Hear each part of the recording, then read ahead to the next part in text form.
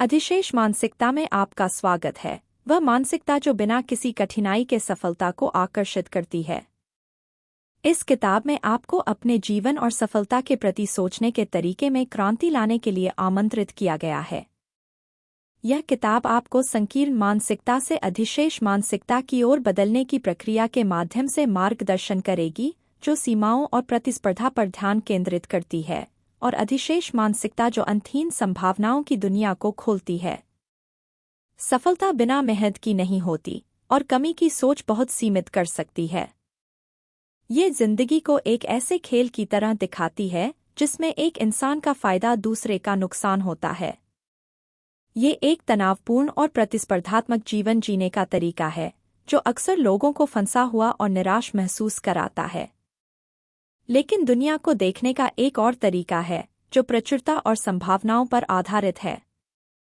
ये किताब आपको दिखाएगी कि ब्रह्मांड में अवसरों की कोई कमी नहीं है और सफलता कोई दुर्लभ चीज नहीं है जिसे जमा किया जाए, बल्कि ये एक ऐसा खजाना है जिसे साझा किया जाना चाहिए। प्रचुरता की सोच को अपनाकर आप इस खजाने का आनंद ले सकते हैं। आप देखेंगे कि आप सफलता और विकास के लिए अवसरों से घिरे हुए हैं।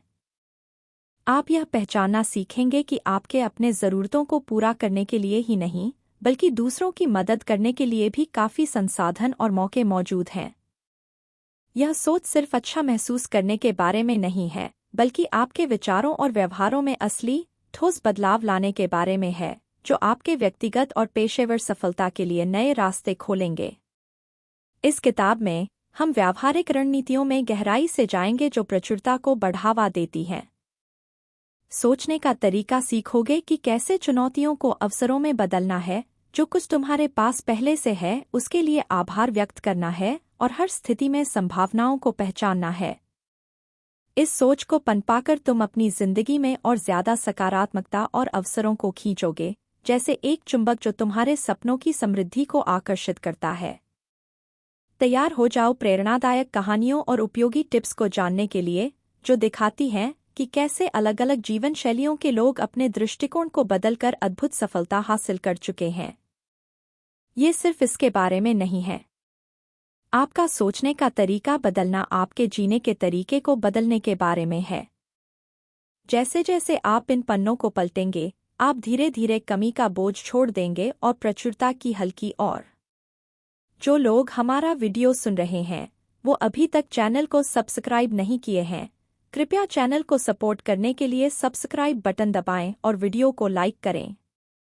आपके प्रेरणा देने के लिए धन्यवाद, जिससे हम आपके लिए और अधिक कंटेंट बनाने के लिए प्रेरित होते हैं। अध्याय 1, धारणा की शक्ति से जीवन को बेहतर बनाना। जैसे जैसे आप एक प्रचुरता के मानसिकता को समझने लगेंगे, आप यह महसूस करने लगेंगे कि दुनिया के प्रति आपकी धारणा बदलाव का सबसे बड़ा कारक है। आपकी धारणा एक लेंस की तरह है, जिसके जरिए आप वास्तविकता को देखते हैं।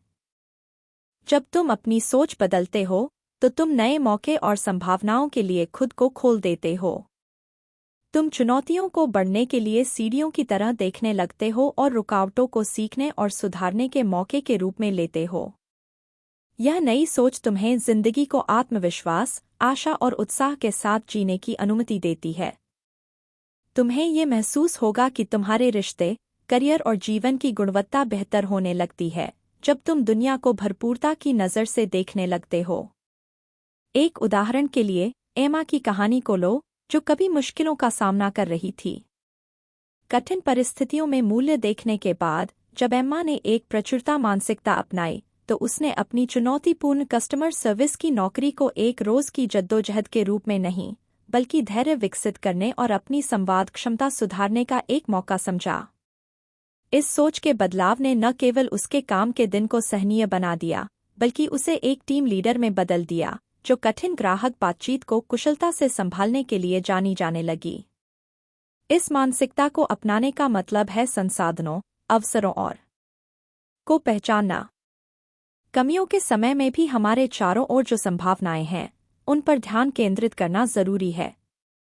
यह इस बारे में है कि क्या किया जा सकता है, न कि क्या नहीं किया जा सकता।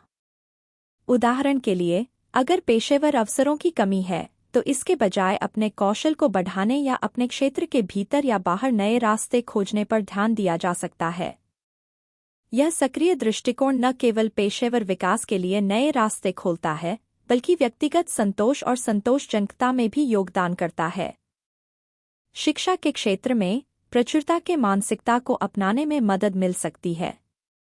माइंडफुलनेस और आभार के अभ्यास इन तकनीकों से लोग अपनी वर्तमान स्थिति और भविष्य की संभावनाओं की कदर करना सीखते हैं। अपने पास जो है और जो आप अपने संसाधनों से हासिल कर सकते हैं, उस पर नियमित रूप से विचार करने से एक प्रचुरता का एहसास होता है। आखिर में, समाधान पर केंद्रित सोच बहुत महत्वपूर्ण है। इसका मतलब है कि मुश्किल हालात में भी हमेशा आगे बढ़ने का रास्ता ढूंढना।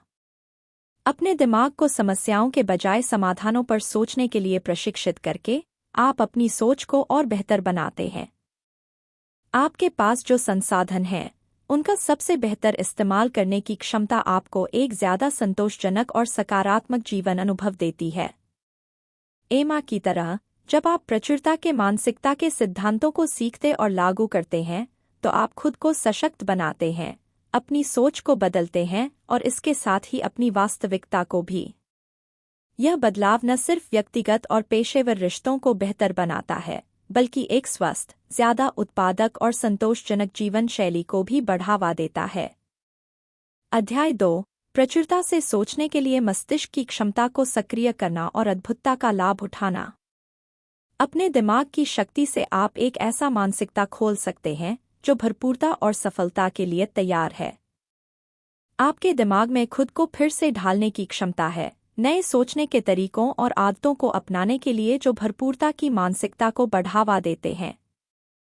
इस क्षमता को सक्रिय करने के लिए एक विकासशील मानसिकता पर ध्यान केंद्रित करें, जहां चुनौतियां सीखने और बढ़ने के अवसर बन जाती हैं। अपने मन को शांत करने और अपनी आंतरिक बुद्धिमत्ता तक पहुंचने के लिए माइंडफुलनेस, ध्यान और विजुअलाइजेशन का अभ्यास करें। जैसे ही आप ऐसा करेंगे, आपका दिमाग खुद को फिर से व्यवस्थित करना शुरू कर देगा, नए संबंध बनाने और नए विचारों को विकसित करेगा। ऐसे रास्ते जो प्रचुर सोच को सपोर्ट करते हैं, आप नए अवसरों के लिए ज्यादा खुल जाएंगे, बाधाओं का सामना करने में ज्यादा मजबूत बनेंगे और अपनी इच्छित जिंदगी बनाने की क्षमता में ज्यादा आत्मविश्वास महसूस करेंगे। जब आप अपने दिमाग की क्षमता को मुक्त करते हैं, तो आप समृद्धि और सफलता के लिए एक दरवाजा खोल देते हैं। इन सिद्धांतों को असली जिंदगी में कैसे लागू किया जाता है, यह देखने के लिए माइकल की यात्रा पर गौर करें, जो एक सॉफ्टवेयर डेवलपर हैं और अपने करियर और व्यक्तिगत जीवन में फंसे हुए महसूस कर रहे थे।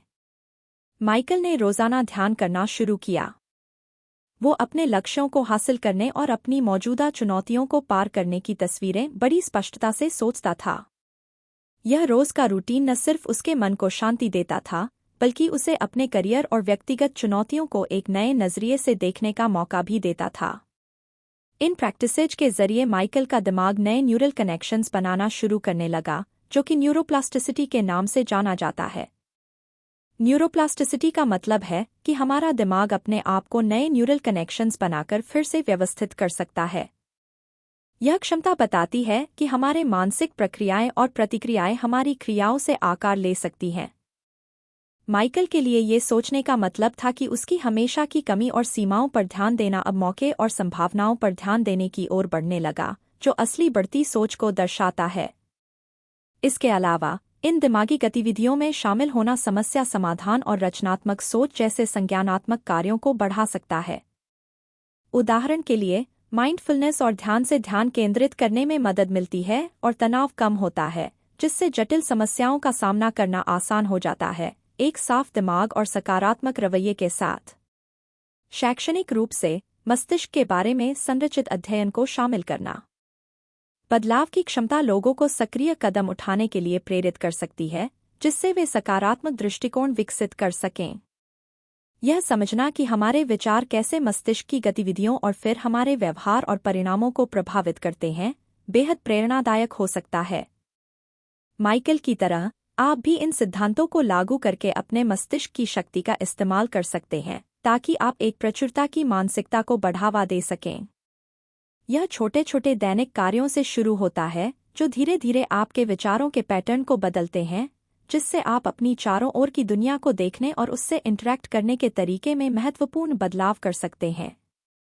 यह सक्रिय और जानकार तरीका न सिर्फ आपकी समझ को बढ़ाता है, बल्कि आपको एक समृद्ध और सफल जीवन बनाने के लिए आवश्यक औजार भी देता है।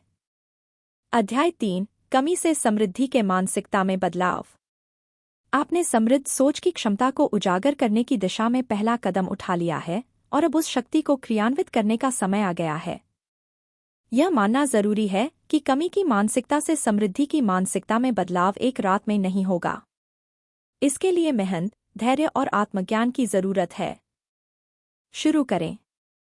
अपने विचारों और भावनाओं को पहचानें। जब आप खुद को कमी की सोच या भावना में पाएं, तो एक पल रुकें और उन विचारों को फिर से समझें। मेरे पास पर्याप्त नहीं है को मेरे पास इससे ज्यादा है से बदलें। डर को विश्वास से बदलें।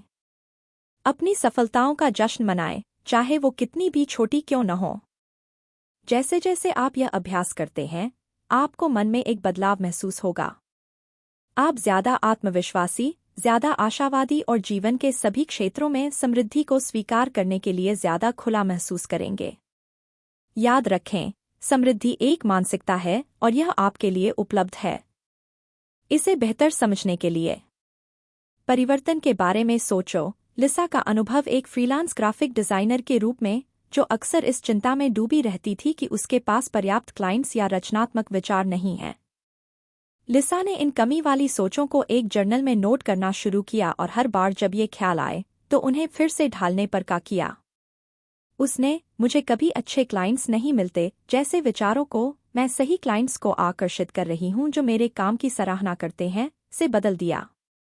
यह साधारण लेकिन शक्तिशाली सोच का बदलाव लिसा के लिए नए अवसरों के दरवाजे खोलने लगा, क्योंकि उसने अपने काम के प्रति एक नई दृष्टिकोण अपनाना शुरू किया। ज्यादा सकारात्मकता और क्रिएटिविटी ने और ज्यादा क्लाइंट्स को आकर्षित किया।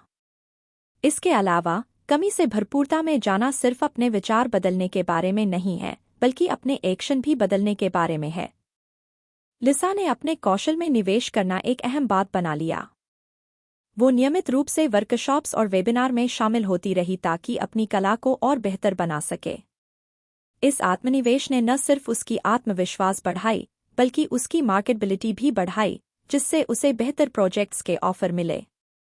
जो भी इस बदलाव को करना चाहता है, उसे नियमित रूप से आभार व्यक्त करने पर भी ध्यान देना चाहिए। यह किसी की वास्तविकता की सोच को काफी बदल सकता है, जिससे यह देखना आसान हो जाता है कि आपके पास कितना है, बजाय इसके कि आपके पास क्या कम है। चाहे यह हर दिन 3 चीजें लिखने से हो जिनके लिए आप आभारी हैं, या बस एक पल निकालकर किसी सकारात्मक बातचीत की सराहना करने से, आभार एक शक्तिशाली उपकरण है मानसिकता बदलने के लिए। इस बात की जानकारी लेना कि कमी की सोच के पीछे मनोवैज्ञानिक पैटर्न क्या हैं, भी परिवर्तनकारी हो सकता है। यह समझना कि आप एक खास तरीके से क्यों महसूस कर रहे हैं, उन भावनाओं को तोड़ने और फिर से बनाने में मदद कर सकता है। इन कदमों को अपनाकर, जैसे लीजा ने किया, आप बस देखना ही नहीं बल्कि अपने जीवन में और भी अधिक समृद्धि पैदा करना शुरू कर सकते हैं। ये छोटे छोटे लगातार कदम उठाने के बारे में हैं जो इस ताकतवर सच को मजबूत करते हैं कि आपके पास पर्याप्त है, आप खुद पर्याप्त हैं, और आपके लिए और अच्छा आ रहा है। अध्याय 4, समृद्धि के विरोधाभास को समझना। पहली नज़र में, समृद्धि एक सीधा सादा विचार लगता है, आपकी जरूरत से ज्यादा होना। लेकिन जब आप गहराई में जाएंगे, तो आपको एक ऐसा विरोधाभास मिलेगा जो आपको उलझा सकता है। अधिकता सिर्फ बहुत कुछ होने के बारे में नहीं है, बल्कि संतुष्ट महसूस करने के बारे में भी है। यहाँ पर चीजें थोड़ा उलझ जाती हैं। ज्यादा होने पर कभी कभी खालीपन, अलगाव और यहाँ तक कि अपराध बोध भी महसूस हो सकता है। आप शायद खुद से पूछें, जब मेरे पास सब कुछ है, तो मैं फिर भी असंतुष्ट क्यों महसूस करता हूँ? यह विरोधाभास दिखाता है कि अधिकता एक स्थिति है और एक मानसिकता। जैसे जैसे आप इस विरोधाभास को समझेंगे, आपको यह एहसास होगा कि असली अधिकता उस चीज में नहीं है जो आपके पास है, बल्कि इस बात में है कि आप कैसे हैं। सच्ची समृद्धि का अनुभव करने के लिए समृद्धि के विरोधाभास को सुलझाने की यात्रा में कुछ खास बातें शामिल हैं। सबसे पहले, वर्तमान में रहना और ध्यान केंद्रित करना बहुत जरूरी है। जब आप यहाँ और अब पर ध्यान देते हैं तो आप अपनी जिंदगी में पहले से मौजूद समृद्धियों का आनंद ले सकते हैं। ये बहुत साधारण हो सकता है, जैसे ठंडी दिन में सूरज की गर्मी का मजा लेना या किसी अपने की हंसी सुनना। एक और महत्वपूर्ण बात है आभार। नियमित रूप से आभार जताने से आपका ध्यान जो चीजें आपके पास नहीं हैं, उनसे हटकर जो आपके पास हैं, उनकी ओर जाता है। डेविड के लिए आभार बनाए रखना बहुत जरूरी है। जर्नल ने उसे अपनी रोजमर्रा की खुशियों के प्रति ज्यादा जागरूक बनने में मदद की और जो चीजें उसे खुशी के लिए चाहिए थीं, उन पर कम ध्यान देने में भी। इसके अलावा दूसरों से जुड़ना उन भावनाओं को दूर करने में मदद कर सकता है जो शारीरिक समृद्धि के साथ आ सकती हैं। सामुदायिक सेवा में हिस्सा लेना या बस परिवार और दोस्तों के साथ ज्यादा समय बिताना उद्देश्य और संबंध का एहसास बढ़ा सकता है। आखिर में आत्म प्रतिबिंब के लिए समय निकालना बहुत जरूरी है। इससे आप अपनी आंतरिक इच्छाओं और प्रेरणाओं की जांच कर सकते हैं, जो आपको अपने लक्ष्यों के साथ संरेखित करने में मदद करती है।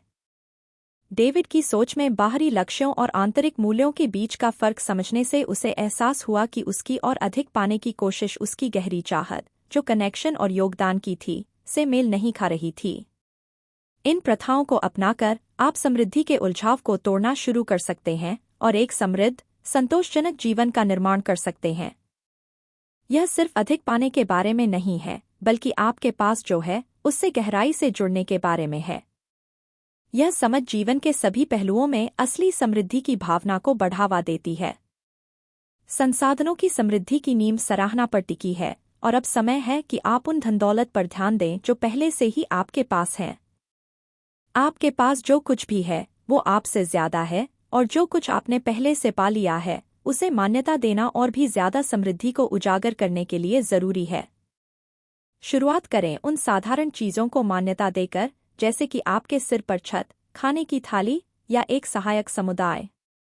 ये छोटी छोटी खुशियां लग सकती हैं, लेकिन यही एक समृद्ध जीवन की नींव है। जैसे जैसे आप अपने पास जो है उस पर ध्यान देंगे, आप और भी समृद्धि की ओर बढ़ेंगे। दुनिया को एक नए नजरिए से देखने पर आपको एहसास होगा कि समृद्धि सिर्फ ज्यादा चीजें इकट्ठा करने के बारे में नहीं है, बल्कि जो आपके पास पहले से है उसकी कीमत को समझने के बारे में है। ऐसा करके आप और भी ज्यादा पाने के लिए खुद को खोल देंगे, न कि किसी कमी को पूरा करने के लिए, बल्कि इसलिए क्योंकि आप अपनी जिंदगी में पहले से मौजूद समृद्धि को मान रहे हैं। यह मानसिकता का बदलाव आपको आभार की भावना से भर देगा और तब जादू होता है। इस विचार को समझाने के लिए सारा की कहानी पर ध्यान दें, जिसने कभी अपने ही आंगन में मौजूद आशीर्वादों को नजरअंदाज किया था। सारा थी एक मिडिल स्कूल की टीचर थी जो हमेशा दुनिया घूमने और अलग अलग संस्कृतियों का अनुभव करने का सपना देखती थी, लेकिन आर्थिक परेशानियों ने उसे अपने हालात से असंतुष्ट और वंचित महसूस करवाया। जब उसने अपने ध्यान को उन संसाधनों की कद्र करने पर लगाया जो उसके पास थे, तभी उसे समृद्धि का एहसास हुआ।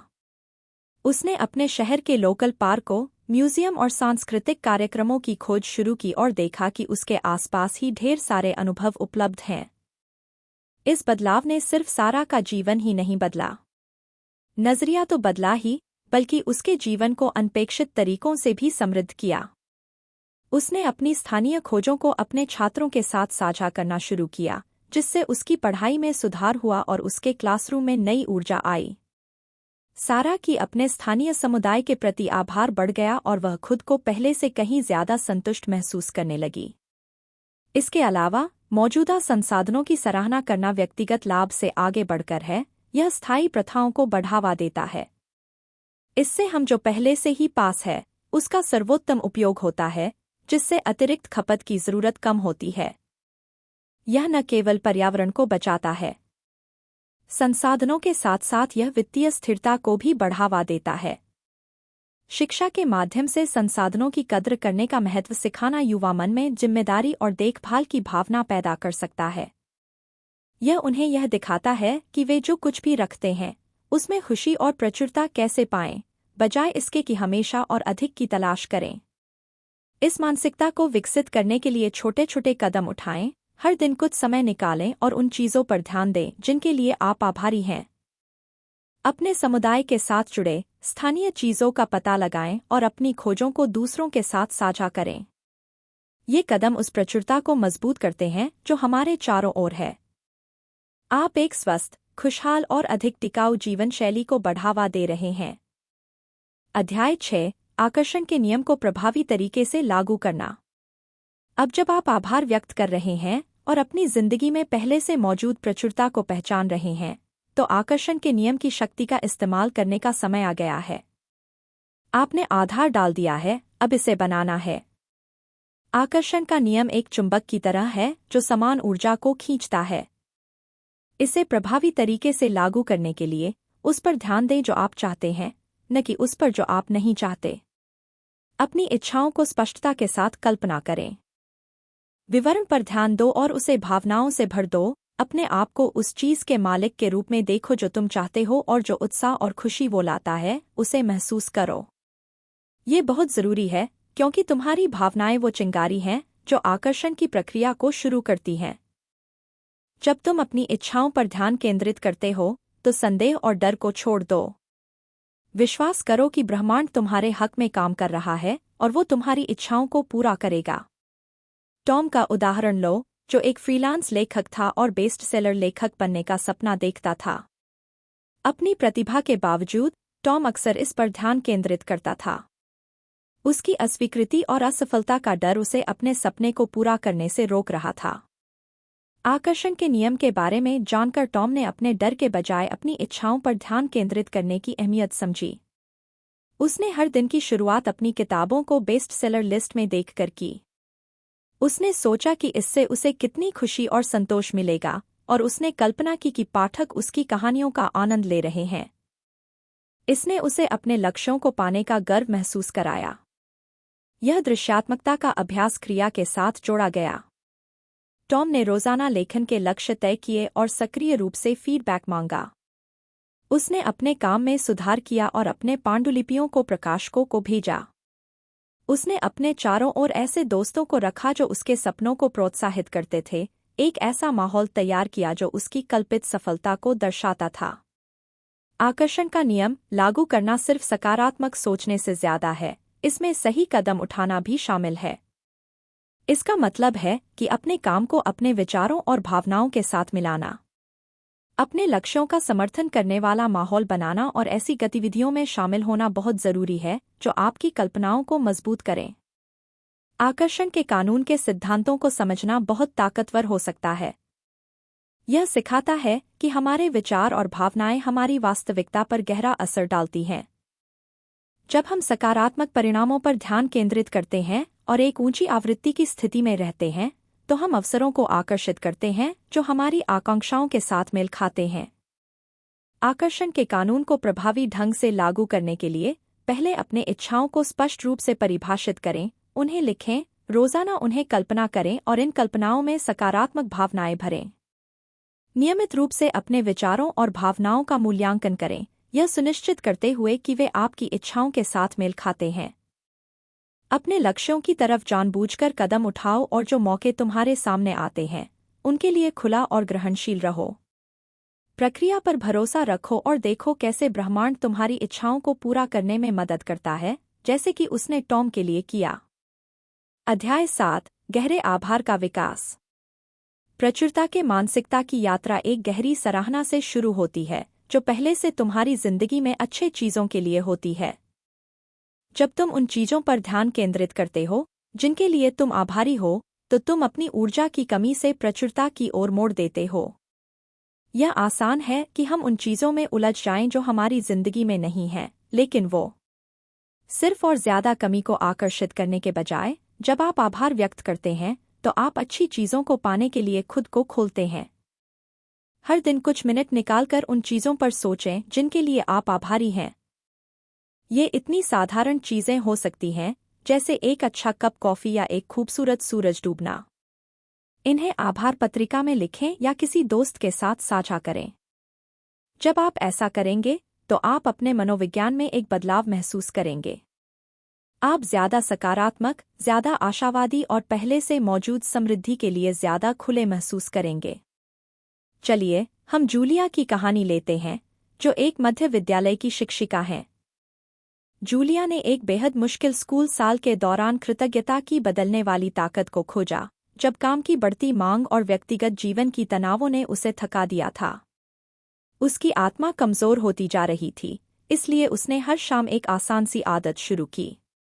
वह उस दिन के लिए 3 चीजें लिखती थी जिनके लिए वह आभारी थी। इस आदत ने उसे सिर्फ अपनी जिंदगी की अच्छी चीजों की याद दिलाने से ज्यादा किया, इसने उसके नजरिए को ही बदल दिया। समय के साथ जूलिया ने देखा कि वह आभार की चीजें खोजने लगी, दिन भर ये सोचते हुए कि वो उनके बारे में बाद में लिखेगी। इस नए नजरिए ने उसकी मूड और ऊर्जा स्तर में बड़ा बदलाव ला दिया। उसने अपने काम को नई ताकत और रचनात्मकता के साथ करना शुरू कर दिया, जो उसके सहकर्मियों और छात्रों ने भी देखा। गहरे आभार का भाव विकसित करने के लिए कुछ महत्वपूर्ण सिद्धांत होते हैं। सबसे पहले, नियमितता जरूरी है। जैसे जूलिया ने किया, आभार को एक दैनिक अभ्यास बनाना मदद करता है प्रचुरता के मानसिकता को मजबूत करने में। दूसरा, खास होना जरूरी है। सामान्य चीजों के लिए आभारी होने के बजाय विशेष क्षणों या गुणों पर ध्यान दें। ये विशेषता प्रैक्टिस को और भी प्रभावी और व्यक्तिगत बनाती है। इसके अलावा अपनी आभार व्यक्त करने से इसके प्रभाव को बढ़ाया जा सकता है। दोस्तों या परिवार के साथ इस बारे में बात करने या दूसरों के प्रति सीधे आभार व्यक्त करने से रिश्तों को मजबूत किया जा सकता है और सकारात्मक प्रभाव फैल सकता है। शिक्षा के माध्यम से आभार के महत्व को सिखाना दूसरों को ऐसा ही दृष्टिकोण अपनाने के लिए प्रेरित कर सकता है। इसे दैनिक रूटीन में शामिल किया जा सकता है या वर्कशॉप्स और सेमिनार के जरिए सिखाया जा सकता है, जिससे उपकरण प्रदान किए जा सकते हैं। दूसरों को अपने जीवन को बेहतर बनाने में मदद करने के लिए, जैसे जूलिया ने आभार को अपनाया, आप एक समृद्ध और संतोषजनक जीवन जी सकते हैं। यह अभ्यास न केवल व्यक्तिगत भलाई को बढ़ाता है, बल्कि दूसरों के साथ आपके इंटरैक्शन को भी बेहतर बनाता है, जिससे सकारात्मकता और प्रचुरता का एक चक्र बनता है जो आपके से परे फैला होता है। अध्याय 8, सफलता को समृद्ध और समावेशी समझना। जब आप आभार को अपनाते हैं, तो आप दुनिया को एक नई रोशनी में देखने लगते हैं और आपकी सफलता की परिभाषा बदलने लगती है। आप समझने लगते हैं कि सफलता सिर्फ किसी खास स्थिति को हासिल करने के बारे में नहीं है। धन इकट्ठा करना सिर्फ पैसे की बात नहीं है, बल्कि यह एक ऐसे जीवन जीने की बात है जो अनुभवों, रिश्तों और व्यक्तिगत विकास से भरपूर हो। आप देखना शुरू करते हैं कि सफलता कमी नहीं है, बल्कि भरपूर है और हर किसी के लिए फलने फूलने की जगह है। आप समझते हैं कि आपकी सफलता दूसरों की कीमत पर नहीं आनी चाहिए, बल्कि यह एक सकारात्मक ताकत बन सकती है जो आपके आसपास के लोगों को ऊपर उठाए और प्रेरित करे। यह नया नजरिया आपको मुकाबले और तुलना की सीमाओं से आज़ाद करता है, जिससे आप अपने रास्ते पर ध्यान केंद्रित कर सकते हैं और दूसरों की सफलताओं का जश्न मना सकते हैं। जब आपका मानसिकता बदलेगा, तो आप दूसरों को प्रतिद्वंद्वी के बजाय संभावित साझेदार के रूप में देखने लगेंगे। आप ये पूछना शुरू करेंगे कि हम मिलकर कुछ शानदार कैसे बना सकते हैं, बजाय इसके कि मैं प्रतियोगिता से कैसे आगे निकल सकता हूँ। ये सहयोगात्मक दृष्टिकोण न सिर्फ आपको ज्यादा सफलता दिलाएगा, बल्कि मजबूत रिश्तों और समुदाय की भावना भी पैदा करेगा। आप पाएंगे कि प्रचुरता का मानसिकता एक ऐसी स्थिति बनाने के बारे में है जहां सभी को फायदा हो और सब साथ में बढ़े। नाओमी की कहानी लें, एक छोटे व्यवसाय की मालिक जो कभी अपने प्रतिस्पर्धियों को थकान और शक। नाओमी को विश्वास था कि उसे सफल होने के लिए अपने क्षेत्र में सबसे बेहतर और सबसे प्रमुख खिलाड़ी बनना होगा, लेकिन यह सोच एक नेटवर्किंग इवेंट में जाने के बाद बदलने लगी, जहां उसने अन्य उद्यमियों से मुलाकात की जो साझेदारी और सामूहिक परियोजनाओं के जरिए तरक्की कर रहे थे। उनके सफलता से प्रेरित होकर नाओमी ने अपनी सोच प्रतिस्पर्धा से सहयोग की ओर बदलने का फैसला किया।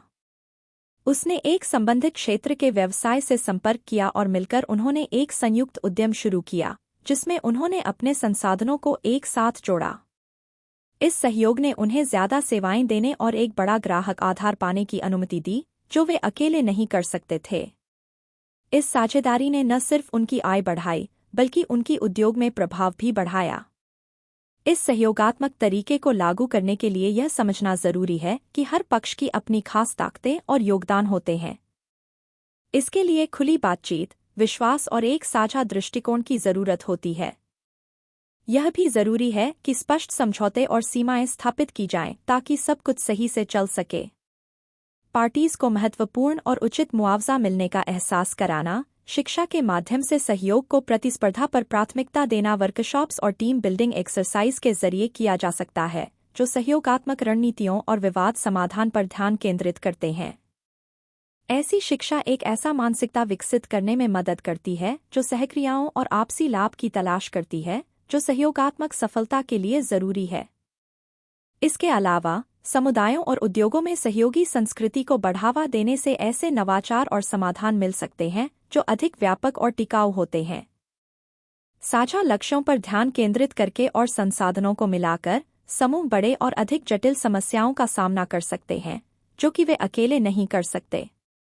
नाओमी की तरह सोच अपनाकर आप न केवल अपने भविष्य को बेहतर बनाते हैं, बल्कि एक स्वस्थ और अधिक गतिशील व्यावसायिक माहौल में भी योगदान करते हैं।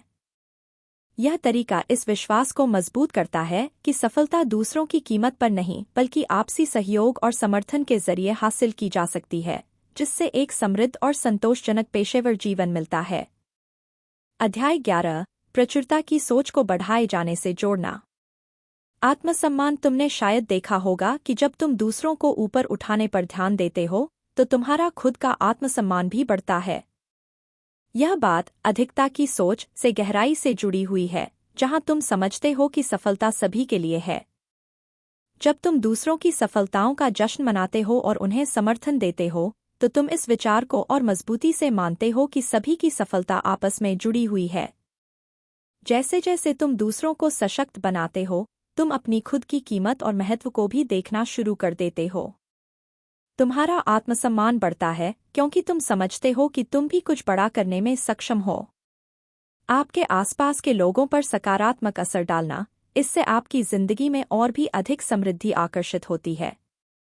जब आप आत्मविश्वास और उदारता की भावना से चलते हैं, तो आप सिर्फ दूसरों को नहीं उठाते, बल्कि अपनी आत्म प्रतिभा को भी बढ़ाते हैं। इससे सफलता और संतोष का एक मजबूत चक्र बनता है। क्लारा की कहानी पर ध्यान दें, जो एक टेक कंपनी में मिडिल मैनेजर है और अपने उपलब्धियों के बावजूद खुद को हमेशा कमतर महसूस करती है। क्लारा को हमेशा ऐसा लगता था जैसे वह दूसरों की छाया में है। अधिक खुलकर बोलने वाले सहकर्मियों ने उसके आत्मविश्वास और करियर की प्रगति पर असर डाला, लेकिन जब उसने युवा कर्मचारियों को मेंटरिंग करना शुरू किया, तो उसका नजरिया बदलने लगा। क्लारा ने जब दूसरों को उनके कौशल और आत्मविश्वास को विकसित करने में मदद की, तो उसने न केवल उनकी सफलता को अपनी मेहनत का प्रतिबिंब देखा, बल्कि अपनी इस खास क्षमता को भी पहचाना कि वह दूसरों में प्रतिभा और विकास को कैसे बढ़ावा देती है। यह एहसास क्लारा के लिए बहुत बदलाव लाने वाला था। उसने अपनी योगदान की कीमत को और अधिक समझा, जिससे वह अधिक आत्मविश्वासी हो गई। और उसके रोल में उसकी नई मिली आत्मविश्वास के चलते उसे प्रमोशन मिला, जिससे वो और ज्यादा सकारात्मक बदलावों पर असर डाल सकी। अपनी भलाई के लिए, अपने सोचने के तरीके को बढ़ाने के लिए दूसरों की मदद करने के मौके तलाशना शुरू करो, चाहे वो मेंटोरिंग हो, वॉलंटियरिंग हो या बस प्रोत्साहन देना हो। ये सभी काम तुम्हारी जीवन की दिशा और मूल्य को और मजबूत कर सकते हैं। इसके अलावा आभार व्यक्त करना भी फायदेमंद है। दूसरों की सफलताओं में तुम्हारे योगदान पर विचार करने से तुम अपनी खुद की कीमत को और बेहतर समझ पाओगे। स्पष्ट रूप से एक जर्नल रखना जहां आप अपनी उपलब्धियों और सकारात्मक फीडबैक को दर्ज करते हैं, बहुत फायदेमंद हो सकता है। शैक्षिक कार्यशालाएं और कोर्स जो व्यक्तिगत विकास और नेतृत्व कौशल पर ध्यान केंद्रित करते हैं, इस संबंध को और मजबूत कर सकते हैं।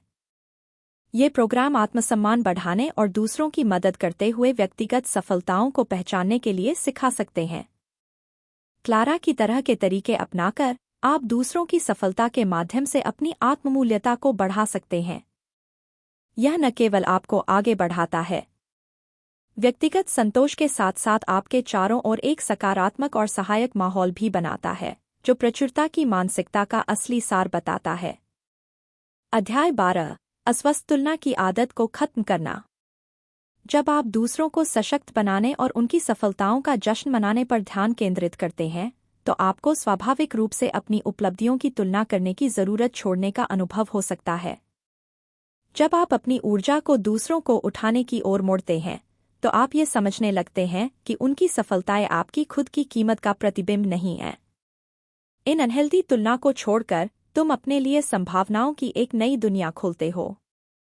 अब तुम मान्यता पाने की जरूरत या किसी से आगे निकल जाने के डर से बंधे नहीं हो। इसके बजाय तुम अपनी खुद की तरक्की पर ध्यान केंद्रित कर सकते हो, अपनी उपलब्धियों का जश्न मना सकते हो और एक ऐसा जीवन बना सकते हो जो सच में तुम्हारे मूल्यों और जुनूनों को दर्शाता हो। बेन का उदाहरण लो, जो एक डिजिटल मार्केटर है और अक्सर खुद को ईर्ष्यापूर्वक स्क्रॉल करते हुए पाता था। साथियों की प्रोफेशनल उपलब्धियों को सोशल मीडिया पर देखकर उसे हमेशा चिंता होती थी और अपने करियर के फैसलों पर शक होता था। लेकिन बेन की सोच तब पूरी तरह बदल गई जब उसने एक वर्कशॉप में हिस्सा लिया जिसमें अबंडेंस माइंडसेट के बारे में बताया गया। उसने अपने सफर पर ध्यान देने और अपने काम में वो अनोखी वैल्यू पहचानने की अहमियत समझी। बेन ने अपने मूल्यों के साथ मेल खाते हुए साफ सुथरे व्यक्तिगत और प्रोफेशनल गोल्स सेट करने की शुरुआत की, बजाय इसके कि दूसरों की उपलब्धियों से मेल खाने या उन्हें पीछे छोड़ने की कोशिश करे। उसने अपने अनुभवों की सराहना करने और हमेशा अपने साथियों से उनकी तुलना करने के बजाय वर्तमान में रहने के लिए माइंडफुलनेस का अभ्यास करना भी शुरू किया। अनहेल्दी तुलना को खत्म करने के लिए एक मजबूत आत्मजागरूकता विकसित करना जरूरी है। यह पहचानना जरूरी है कि तुलना कब प्रेरित कर रही है और कब यह नकारात्मक है। एक जर्नल रखना मददगार हो सकता है, जिससे आप अपने विचारों और अपने अनोखे रास्ते को स्वीकार करने की दिशा में प्रगति को ट्रैक कर सकें। इसके अलावा छोटी छोटी जीत का जश्न मनाना भी बहुत जरूरी है। अपने आप को इसके लिए मान्यता दें और इनाम दें। आप जो कदम उठाते हैं वो दूसरों के मुकाबले कैसे हैं, इसकी परवाह किए बिना ये आत्मविश्वास को बढ़ाते हैं और आपकी व्यक्तिगत योगदान की अहमियत को मजबूत करते हैं। शिक्षा, कार्यशालाएं या सेमिनार जो आत्मकरुणा और व्यक्तिगत विकास पर केंद्रित होते हैं, आपको उस तुलना के जाल से निकलने के लिए उपकरण और रणनीतियां दे सकते हैं। तुलना के मनोवैज्ञानिक प्रभावों के बारे में जानने से लोग स्वस्थ मानसिक आदतें अपनाने के लिए प्रेरित हो सकते हैं।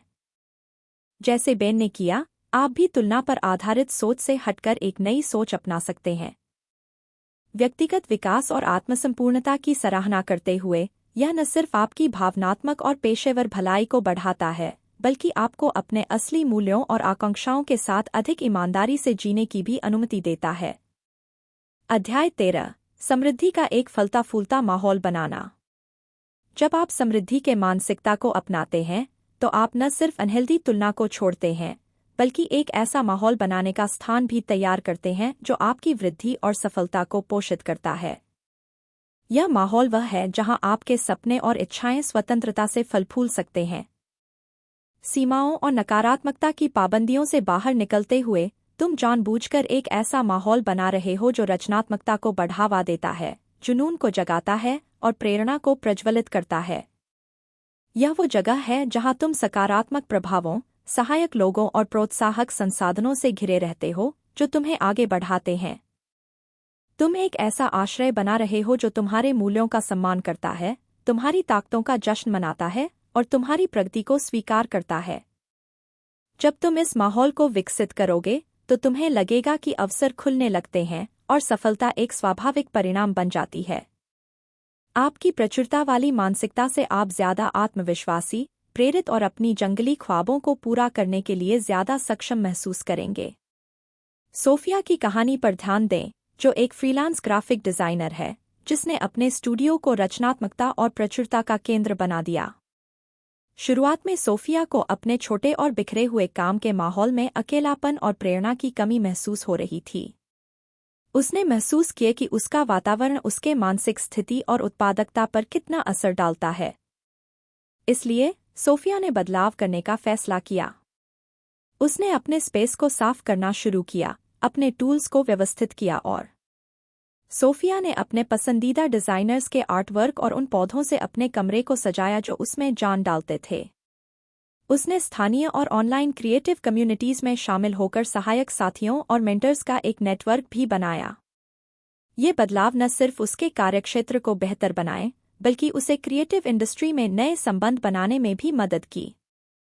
उसे ज्यादा प्रेरणा मिलने लगी और उसने उच्च गुणवत्ता के प्रोजेक्ट्स और सहयोग को आकर्षित करना शुरू कर दिया, जिससे उसने अपना खुद का एक सफल माहौल तैयार किया। एक प्रचुरता की शुरुआत अपने शारीरिक और सामाजिक माहौल का आकलन करके होती है।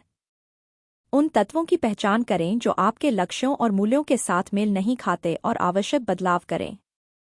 चाहे वह अपने कार्यक्षेत्र को पुनर्व्यवस्थित करना हो ताकि उत्पादकता बढ़ सके, प्रोत्साहित करने वाले दोस्तों के साथ अधिक समय बिताना हो, या मीडिया में प्रेरणादायक सामग्री के साथ जुड़ना हो, हर बदलाव का उद्देश्य सकारात्मकता और विकास को बढ़ावा देना होना चाहिए।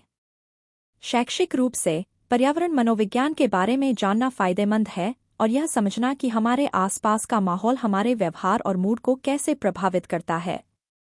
इस पर कार्यशालाएं या पाठ्यक्रम लेना भी अच्छा रहेगा। इस विषय पर आपको ऐसे कीमती विचार और प्रैक्टिकल टिप्स मिल सकते हैं जो आपके स्पेस को और बेहतर बनाते हैं, जिससे आपकी भलाई और उत्पादकता बढ़ती है। साथ ही टेक्नोलॉजी और ऐसे टूल्स अपनाना जो आपके काम को आसान बनाते हैं, एक सफल माहौल में योगदान कर सकता है। ऐसे सिस्टम लागू करें जो आम कामों को ऑटोमेट कर दें, ताकि आपके पास क्रिएटिव और संतोषजनक काम के लिए ज्यादा समय हो। सोफिया की तरह कदम उठाकर आप अपने आसपास को एक ताकतवर और समृद्ध स्थान में बदल सकते हैं। यह न केवल आपके व्यक्तिगत और पेशेवर विकास को सपोर्ट करता है, बल्कि आपकी समग्र भलाई को भी बढ़ाता है। जीवन की गुणवत्ता ऐसा माहौल बनाने में मदद करती है जो प्रेरणादायक और सहायक हो, जिससे आप अपनी पूरी क्षमता तक पहुंच सकें। अध्याय 14, उदारता का इस्तेमाल करके बड़ी सफलता को आकर्षित करना।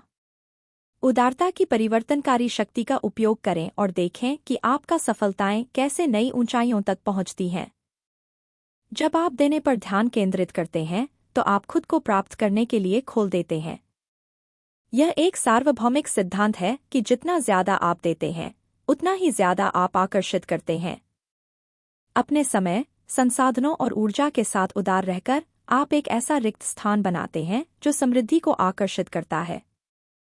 इंतजार करो जब तक तुम देने के लिए काफी न हो जाओ, जहां हो वहीं से शुरू करो और अपने धन को बढ़ते हुए देखो। उदारता सिर्फ भौतिक संपत्ति के बारे में नहीं है, बल्कि अपने कौशल, ज्ञान और विशेषज्ञता को दूसरों के साथ बांटने के बारे में है। जब तुम ऐसा करोगे, तो तुम्हारी अपनी सफलता और समृद्धि तेजी से बढ़ेगी। इसलिए देने के मौके तलाशो और तुम देखोगे कि तुम्हारी जिंदगी कितनी जल्दी बदलती है। अवा की कहानी पर विचार करो, एक युवा उद्यमी जिसने एक छोटे कैफे की शुरुआत की, जिसका अनूठा कॉन्सेप्ट समुदाय और साझा करने के चारों ओर था। अवा ने तय किया। उसने शुरू में ही तय कर लिया था कि उसका बिजनेस अपनी कमाई का एक हिस्सा स्थानीय फूड बैंकों को देगा और समुदाय के लोगों के लिए फ्री कुकिंग क्लासेस भी आयोजित करेगा। पहले तो उसे पैसे की कमी को लेकर शक था, लेकिन अवा ने अपनी उदारता के विजन पर अडिग रही। अवा का कैफे जल्दी ही समुदाय में एक पॉपुलर जगह बन गया, न सिर्फ खाने के लिए बल्कि उसकी भावना के लिए जो उसने लोगों में पैदा की। जितना उसने दिया, उतना ही उसका बिजनेस फलता फूलता गया। कस्टमर्स सिर्फ कैफे की क्वालिटी की वजह से नहीं, बल्कि उस माहौल की वजह से भी खींचे चले आते थे। दान देने के साथ साथ उसके मिशन और असर ने भी एक लहर पैदा की, जिससे समुदाय ने उसका पूरी तरह से समर्थन किया। इससे ज्यादा ग्राहक, बढ़ती बिक्री और फिर और ज्यादा संसाधन मिले, जिन्हें वापस देने के लिए इस्तेमाल किया जा सके। उदारता का सही इस्तेमाल करने के लिए छोटे कदम से शुरू करें और अपने दान को अपनी मूल्यों और क्षमताओं के साथ मिलाएं। चाहे वो अपना समय दान देना हो, उन लोगों के लिए मुफ्त में अपने पेशेवर सेवाएं देना जो उन्हें अफोर्ड नहीं कर सकते, या जिस कारण से आपको परवाह है, उसमें संसाधन दान करना हो, हर उदारता का काम मायने रखता है। कार्यशालाएं और सेमिनार सामाजिक उद्यमिता और कॉरपोरेट सामाजिक जिम्मेदारी पर आपको ये समझने में मदद कर सकते हैं कि कैसे अपने व्यवसाय या व्यक्तिगत जीवन में उदारता को शामिल करने से आपको ज्यादा सफलता मिल सकती है। साथ ही आपकी उदारता के बारे में खुलासा करने से दूसरों को प्रेरित किया जा सकता है और देने की संस्कृति को बढ़ावा मिल सकता है।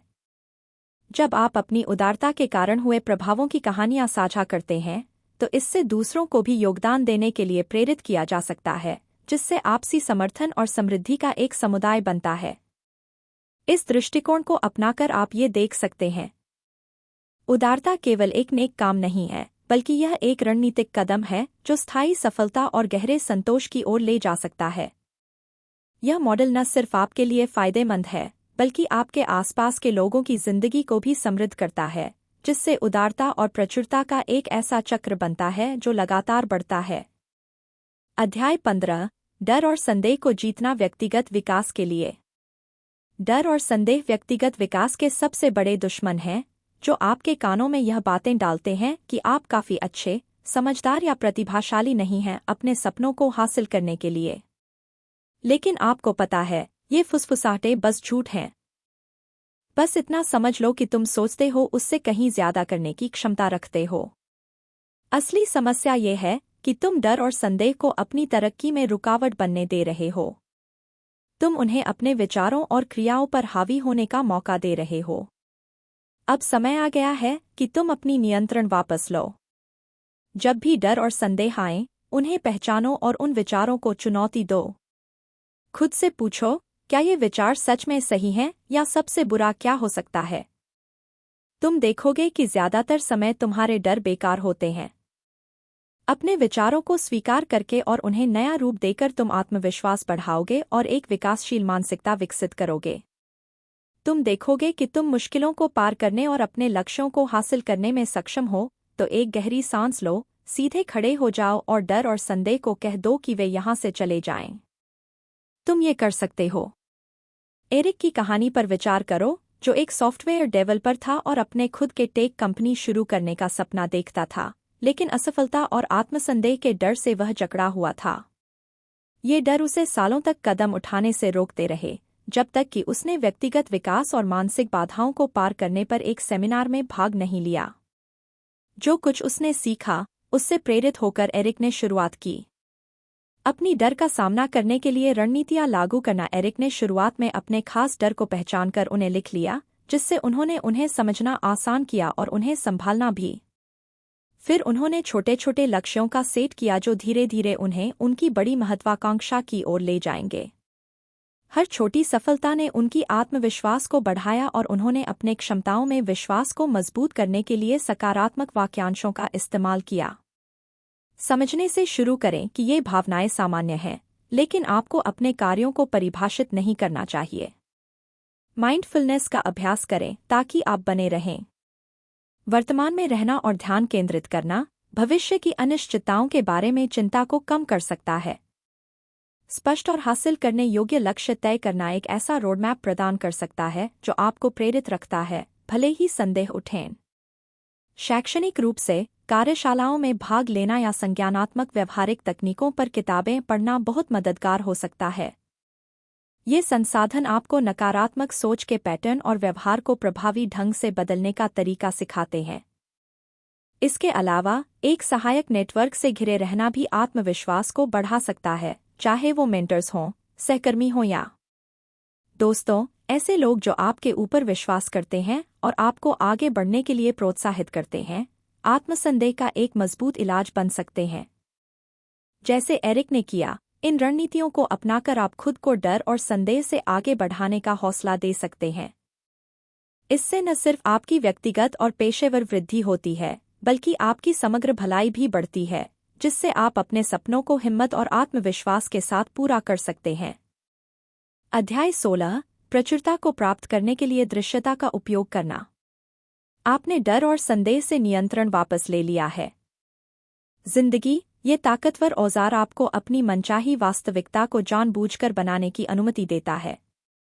जब आप अपने मन में ये सोचते हैं कि आप पहले से ही वो चीजें अपने पास रखे हुए हैं जो आप चाहते हैं, तो आप ब्रह्मांड को एक जबरदस्त सिग्नल भेज रहे हैं कि आप उसे पाने के लिए तैयार हैं। विजुअलाइजेशन सिर्फ ख्वाब देखना नहीं है, ये एक केंद्रित और जानबूझकर की जाने वाली प्रक्रिया है जो आपके दिमाग को फिर से प्रोग्राम करती है और आपकी ऊर्जा को आपके लक्ष्यों के साथ मिलाती है। अपनी आंखें बंद करो, गहरी सांस लो और खुद को उस समृद्धि में देखो जो आप चाहते हो।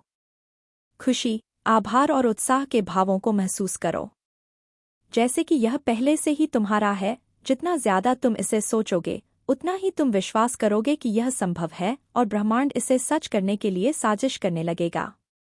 चलो मेलिसा की कहानी पर गौर करते हैं, जो एक रियल एस्टेट एजेंट हैं, जिन्होंने अपनी करियर और व्यक्तिगत जीवन को बढ़ाने के लिए विजुअलाइजेशन का इस्तेमाल किया।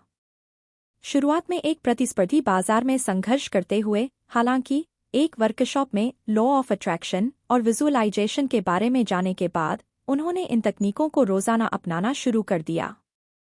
हर सुबह मेलिसा 10 मिनट तक अपने आदर्श दिन की कल्पना करते हुए उसने सफल क्लाइंट मीटिंग्स, डील्स क्लोज करते हुए और आत्मविश्वास और क्षमता महसूस करते हुए खुद को सोचा। उसने खुद को घर लौटते हुए देखा, एक अच्छे दिन के साथ संतुष्ट महसूस करते हुए और उस घर में आराम करते हुए जिसे वह पसंद करती थी। अपने प्रोफेशनल विजन्स के साथ मेलिसा ने व्यक्तिगत लक्ष्यों जैसे सेहत, रिश्ते और व्यक्तिगत उपलब्धियों की भी कल्पना की। विजुअलाइजेशन को अपने लिए काम करने के लिए स्पष्टता से शुरू करें। जो आप हासिल करना चाहते हैं और क्यों, इसके बारे में स्पष्ट रहें। इरादे की स्पष्टता सुनिश्चित करती है कि आपकी ऊर्जा सही दिशा में लगे। जानबूझकर अपनी दृश्य कल्पनाओं में भावनाओं को शामिल करो। तुम्हारे विचारों के पीछे की भावनात्मक ऊर्जा ही उन्हें जीवंत बनाती है और उन्हें ज्यादा प्रभावी बनाती है। ऐसे सामग्रियों के साथ जुड़ना जो दृष्टि के मनोवैज्ञानिक पहलुओं को सिखाते हैं, तुम्हारी समझ और इस प्रथा के उपयोग को बढ़ा सकता है। दृष्टि तकनीकों पर किताबें, कोर्स और सेमिनार गहरे विचार और अनुसरण करने के लिए संरचित तरीके प्रदान कर सकते हैं। इसके अलावा निरंतरता बहुत जरूरी है। दृश्य कल्पना को अपनी नियमित दिनचर्या का हिस्सा बनाओ। दिनचर्या बिल्कुल उसी तरह जैसे मेलिसा ने किया, ये अभ्यास न सिर्फ आपके आत्मविश्वास और ध्यान को बढ़ाता है, बल्कि आपकी अवचेतन मानसिकता को आपके लक्ष्यों के साथ भी संरेखित करता है, जिससे आप अवसरों के प्रति और भी संवेदनशील हो जाते हैं। विजुअलाइजेशन को एक नियमित अभ्यास के रूप में अपनाकर आप एक ऐसी समृद्धि की तस्वीर बना लेते हैं जो इतनी स्पष्ट और वास्तविक होती है कि वो आपकी जिंदगी में सच होने लगती है। ये तकनीक न सिर्फ व्यक्तिगत और पेशेवर विकास को बढ़ावा देती है, बल्कि समग्र कल्याण को भी सुधारती है, एक सकारात्मक और सक्रिय मानसिकता को बढ़ावा देकर। 17 एक अर्थपूर्ण और संतोषजनक जीवन जीने की कोशिश करना। उद्देश्य तब जागृत होता है जब जुनून और योगदान मिलते हैं, और संतोष तब मिलता है जब आपके मूल्य आपके कार्यों के साथ मेल खाते हैं। आप सिर्फ सफलता का पीछा नहीं कर रहे हैं, बल्कि एक ऐसा जीवन जी रहे हैं जो आपकी आत्मा से जुड़ा है। जब आप एक अर्थपूर्ण जीवन की खोज करते हैं, तो आप एक उद्देश्य से प्रेरित होते हैं जो आपके जुनून और प्रतिभाओं को जगाता है। आप बस दिन गुजारने के लिए नहीं जी रहे हैं, बल्कि फर्क डाल रहे हैं। आपके मूल्य आपके फैसलों के पीछे की प्रेरक शक्ति बन जाते हैं और आप गहरी संतोष की भावना महसूस करते हैं। जब आपकी कार्रवाइयाँ आपके लिए सबसे महत्वपूर्ण चीज़ों के साथ मेल खाती हैं, तो आपको एक संतोष का अनुभव होता है। आप असली जीवन जी रहे होते हैं और तब जादू होता है। आप समृद्धि, अवसर और सफलता को आकर्षित करते हैं क्योंकि आप उस तरंग दैर्ध्य पर हैं जो आपके उद्देश्य के साथ मेल खाती है। इसलिए थोड़ा समय निकालकर सोचें कि आपको क्या प्रेरित करता है, आप किस चीज़ के लिए खड़े हैं और आप क्या हासिल करना चाहते हैं। एक ऐसा जीवन जीने की कोशिश करें जो आपके असली सुख की सच्चाई को दर्शाए और देखें कैसे बिना किसी मेहनत के समृद्धि आपके जीवन में बहने लगती है। क्लारा की यात्रा पर विचार करें, एक पर्यावरण वैज्ञानिक जो काम करते हुए असंतुष्ट महसूस कर रही थी। एक कॉर्पोरेट सेटिंग में सफल करियर के बावजूद उसे पर्यावरण संरक्षण पर ज्यादा ठोस प्रभाव डालने की ख्वाहिश थी। इस इच्छा ने उसे एक अहम फैसला लेने पर मजबूर किया। उसने अपनी नौकरी छोड़कर स्थानीय वन्यजीव आवासों की रक्षा पर केंद्रित एक गैरलाभकारी संस्था शुरू की।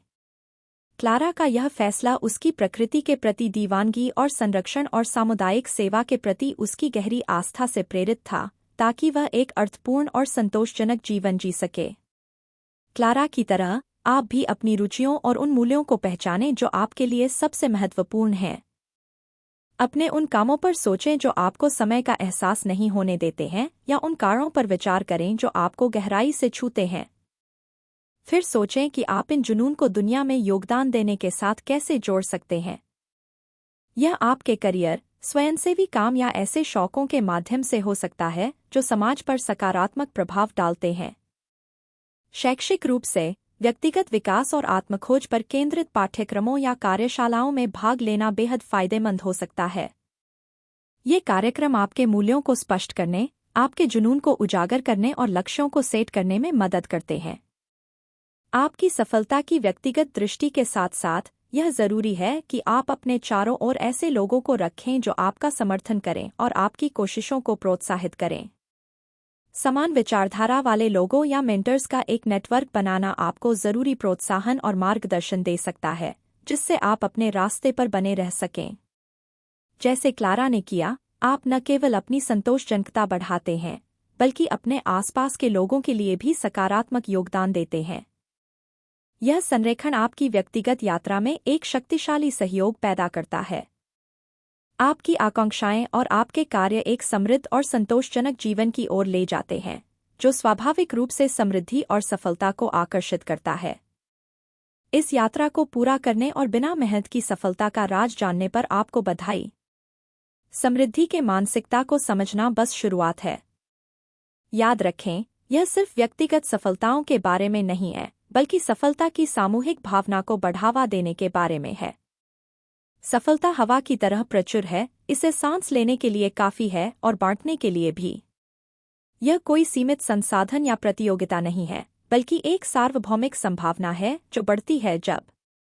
सोचो, अगर हर कोई सारा की तरह काम करता, जिसने अपनी नई सोच का इस्तेमाल करके अपने समुदाय में युवा उद्यमियों को मेंटोर किया, या टॉम की तरह जिसने वित्तीय साक्षरता सिखाने के लिए स्थानीय वर्कशॉप्स आयोजित की। उन्होंने अपनी सफलता या ज्ञान को अपने तक ही सीमित नहीं रखा, बल्कि इसे फैलाया, जिससे उनकी और दूसरों की जिंदगी बेहतर हुई। इस सोच को अपनाकर आप सिर्फ अपनी जिंदगी को नहीं सुधार रहे, बल्कि अनगिनत दूसरे लोगों को भी ऊपर उठा रहे हैं। सफलता सिर्फ व्यक्तिगत उपलब्धि नहीं रह जाती, बल्कि यह सामूहिक समृद्धि में बदल जाती है। तो इसे अपनाओ। ज्ञान को अपने सभी प्रयासों में उदारता से लगाओ और देखो कि कैसे समृद्धि तुम्हारी समुदाय में सामान्य बन जाती है। जब तुम ऐसा करोगे, तो समझोगे कि सफलता सिर्फ वही नहीं है जो तुम पाते हो, बल्कि यह भी है कि तुम क्या लौटाते हो और अवसरों की दौलत को कितनी चौड़ी तरह से फैला सकते हो। इसे सुनने या पढ़ने के लिए धन्यवाद।